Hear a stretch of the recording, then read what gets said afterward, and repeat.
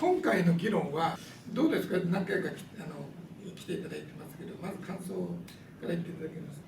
This was an event which was very necessary at this point of time, especially in view of the global situation, the novel coronavirus having hit the world, which has only underlined the fact that the world is far more closely connected.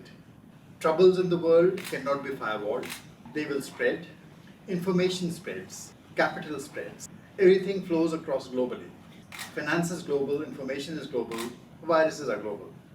So in this world, to think of a non-globalized existence is just not possible.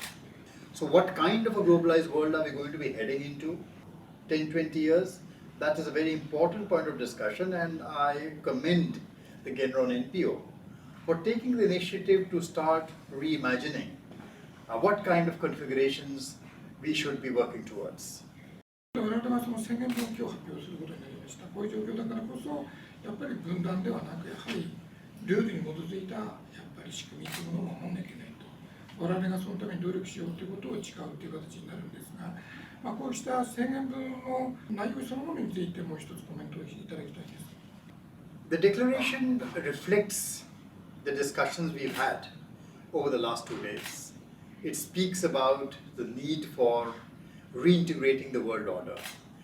It makes a clear and bold statement that no one can be excluded from this world order and every attempt should be made, whether we talk of efforts to combat climate change, whether we talk about efforts to build towards sustainable development goals, whether we talk about efforts to have new norms for the regulation of data flows, information, for technology in the future.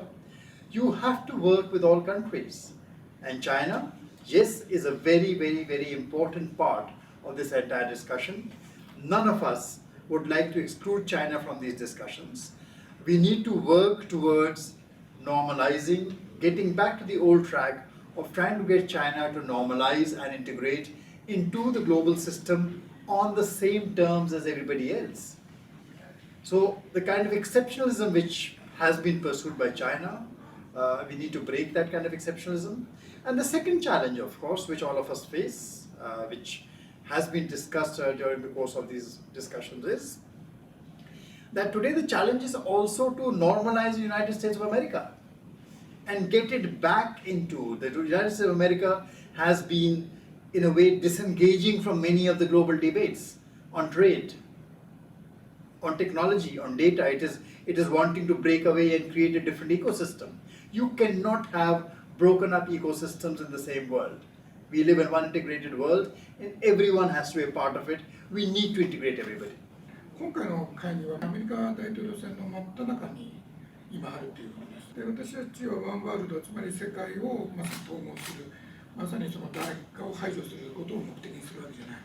しかしそのための努力をこれからやるときに、アメリカの十分なリーダーシップがない中でもそれを実現しなきゃいけない。で、この我々の民主主義の国がそれを本当に強調してやらなきゃいけないと。で、そういうふうな状況にもあるということに関してはどういうふうに答えますか。In many ways, I think Trump has been good for the global order, perversely good, but good. Because the kind of dependence that the world was placing, many of the liberal countries of the world were placing upon the United States of America to take on the leadership in perpetuity for always, for being the bulwark, holding up the international order, that expectation no longer exists. The signs of the disengagement were apparent long before Trump. Successive administrations preceding Trump fundamentally were trying to do the same thing, trying to think in terms of a global order where other countries played a greater role. Now, I think thanks to Trump, other countries need to wake up and are starting to wake up to restart the process of building fresh coalitions, building fresh arrangements, getting together new alliances which can reinstate the global order. It is going to take time. It is not something which is going to happen overnight. But fundamentally, the move, I think, is a good move. It's a strong move which has a future. And countries like Japan, countries like India, even countries like Korea, South Korea, they all have a role to play in this. ASEAN has a major role to play in this. Europe has a major role to play in this. All countries now need to come together to start reimagining, rethinking of what the new institutions.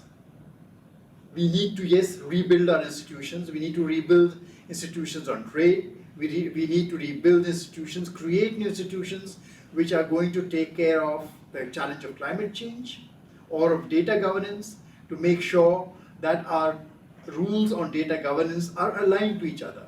We do not end up in breaking up the world to different spheres of influence.